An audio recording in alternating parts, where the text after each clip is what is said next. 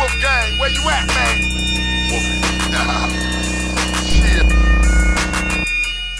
Yeah, Wolfgang. Amadeus. This is set in the West. What up? What up? Look, let's just get straight to it. There's no time to even play with it.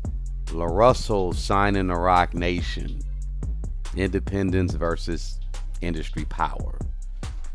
So let's talk about this. Who is LaRussell? Number one, shout out to LaRussell still. He's a Bay Area rapper who I gave props to not too long ago, just talking about his goal of selling X amount of records in 30 or 40 days of his album. He's an independent artist. He's from the Bay Area. He built everything. He built his career independently. Grassroots movement, community first approach. And, LaRussell was known for the direct-to-fan engagement. He's known for his pop-up performances and his ownership mindset. LaRussell didn't need a label in a traditional sense.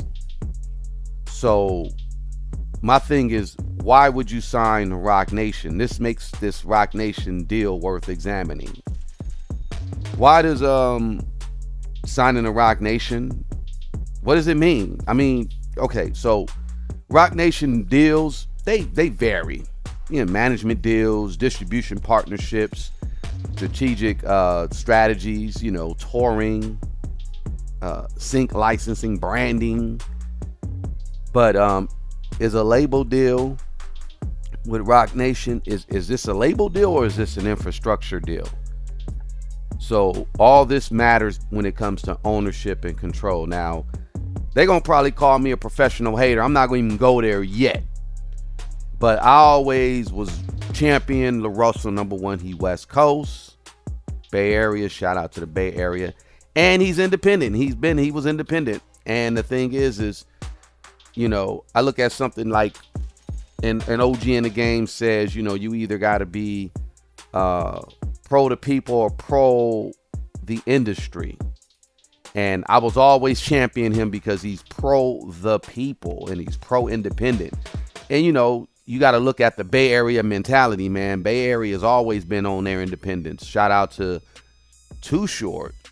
Did it, out the trunk of the car. Even I think even before NWA for sure. And E40. E40 and number one, E40. Shout out to E40 for just doing it independently for all this time. And I got to give him his props. He looked at a lot of his forefathers of the rap game and said, yeah, let me go ahead and just do this thing independent. Independent artists reach a ceiling of scale, not talent, though. You know what I'm saying? They can only go so far, I guess, with the global touring, corporate brand partnerships, film and TV placement deals, international reach. So I guess him signing to Roc Nation will offer access to all that. It will offer different dynamics when it comes to relationships. And power room artists, they can't walk in alone. If you're an artist and you're independent like E40, I guess you're limited. E40 is very successful though. Don't get it twisted. and I appreciate E40, but I guess there's only so much you can do as an independent artist. The Jay-Z factor. So Jay-Z, let's Jay-Z once was the blueprint for independence. Now he represents the gatekeeper tier. You know what I'm saying? So can any artist stay truly independent while working inside a power structure that, let's just say, Jay-Z helped build? That's the only question I really got. Can any artist really stay truly independent while operating inside a power structure that Jay-Z helped build? See, look, LaRussell's momentum undeniable.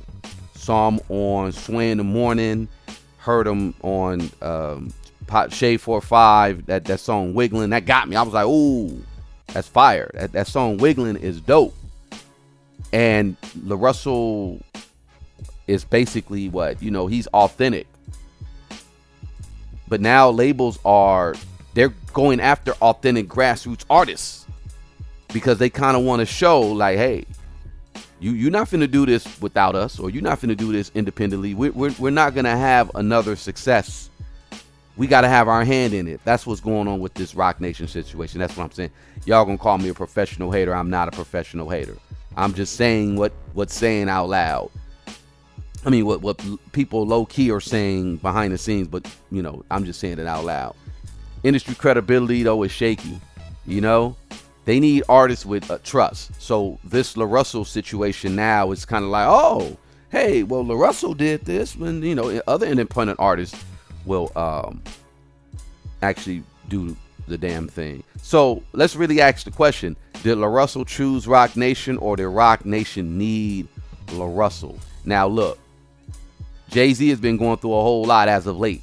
I'm not sure if this whole NFL thing, like if this is going to pan out like people think. You know, we're Super Bowl 60. I think this may be the last one, but that's just me. So it's kind of like, yeah, I think Roc Nation needed Lar Russell. If you really ask me, it's not the other way around. It's not the other way around. Roc Nation needed Lar Russell. Lar Russell has his own. He been grinding for so long. He has his own audience. He got his own sound. The dude is nice. But yeah, man. Retaining the ownerships is a good thing. If he does just situate himself with Roc Nation, it'd be a good thing. He could brand himself with better legal teams. Well, we'll see how that play out, because I mean, they, you know, he was signed. I think he signed, and I saw something not too long ago to where he took a picture with Jay-Z. His mom was worried about, oh, you know, you're meeting Jay-Z. She heard all these quote unquote conspiracies online about Jay-Z. Oh my God, you better be careful. You know what I'm saying? And she was concerned, as she should. I get it. But yeah, you know, I guess now he doesn't have to open up certain doors without having to chase the algorithm, you know. But the risks, many partnerships slowly become dependency, and then, you know, his creativity may erode. Will Lar Russell still be able to say no when money, optics, or politics come into play? Now that's the real question. You know what I'm saying? But the bigger picture isn't really about Lar Russell. It's about the new definition of independence. Artists navigate through this industry. This industry is collapsing. Don't get it twisted. Whether you're independent, it's really about ownership or control. Let's really just say what it is. It's about ownership or control. The deal isn't the story, though. What happens after the deal is the real story. You get what I'm saying? Independence isn't about staying outside the system forever. It's about whether the system changes you or you change with the system.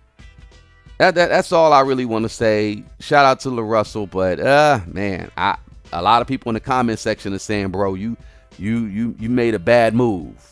And I'm gonna be one of them too. Call me a professional hater.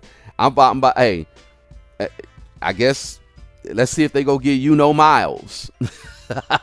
Look, if y'all don't know, it's this TikTok rapper. This dude is hilarious. He's like a combination of, like, I would say like a Cool Keith, a Lar Russell. Like he's hilarious, and you can't take him serious.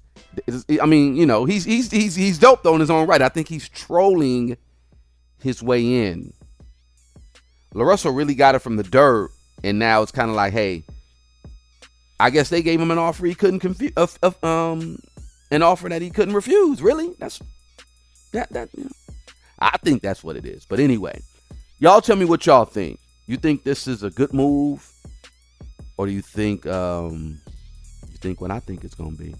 Y'all know what it is, man. Wolfgang Amadeus, Set the West. We out. Peace.